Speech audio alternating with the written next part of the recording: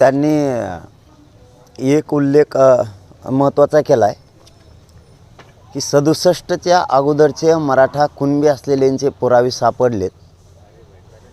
त्या आधारावर blood relation म्हणजे रक्ताचे असणाऱ्या नातेवाईकांना त्याचा लाभ होणार आहे एवढा मात्र त्यांनी एक शब्द वापरला आहे. आणखीन 2 शब्द वापरायचे राहिलेत ते त्यांनी वापरावेत, परंतु आत्ता त्यांनी वापरले नाहीत. म्हणजे ते खरं बोललेत एका विषयात.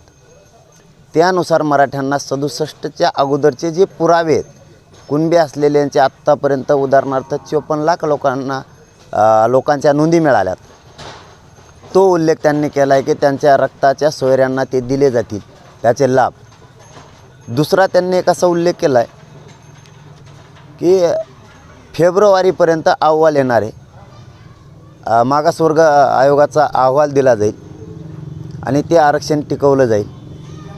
आमचं म्हणणं असं आहे की ते अहवाल फेब्रुवारीत येणार आहे का कधी येणार आहे हे आम्हाला नाही माहिती, परंतु 24 डिसेंबरपर्यंत आपण आमच्याकडून जो वेळ घेतलेला आहे ते वरचा जो अहवाल येणार आहे किंवा टिकणार आहे ती मागणी आम्ही आत्ता केलेली नाही.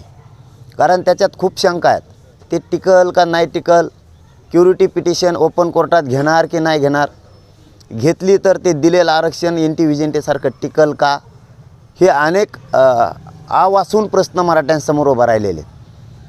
ते नाकारणार आहेत असं आम्हाला म्हणायचं नाही, परंतु आम्हाला एवढंच म्हणायचं की ते टिकणार आहे का एनटी विजेंटेसारखं.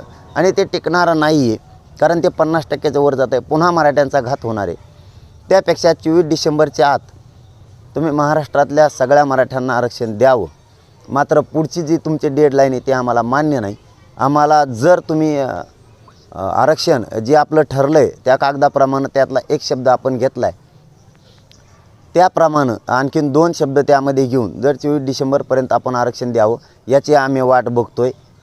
तुम्ही नाही दिलं तर आंदोलन मात्र आम्ही 24 डिसेंबरला पुकारणार आहे. 2 शब्द कोणते ते 23ला सांगणार आहेत आम्ही. कारण तोपर्यंत आम्हाला आणखीन असं आहे की त्यांनी जे खरे काही शब्द त्यामध्ये घेतलेत त्याचा अर्थ सरकार सध्या तरी 50% प्रामाणिक आहे, राहिलं 50%. तो विषय त्यांनी तातडीने हाताळावा किंवा आज उद्या ती पुन्हा ते शब्द सांगावे त्यांनीच. कारण त्यांच्याकडूनच अपेक्षित त्यांनी ते सांगणं, कारण त्यांच्या तज्ज्ञानं ते लिहिलेलं आहे. मात्र आज एक खरेपणा त्यांच्यात पुन्हा सरकारमध्ये दिसून आला की त्यांनी 67च्या अगोदरच्या नोंदी सापडल्यात. त्या आधारावर ज्याची नोंद सापडली त्याच्या रक्ताच्या सगळ्या नातेवाईकाला त्याचा लाभ आरक्षणाचा दिला जाईल हे मात्र ते बोललेत.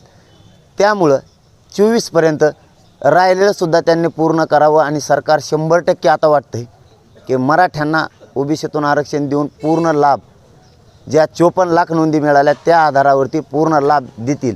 नाही दिलं तर मात्र फेब्रुवारीच्या शब्दावर आम्ही हे सांगतो की 24ला आम्हाला आंदोलन पुकारावं लागणार.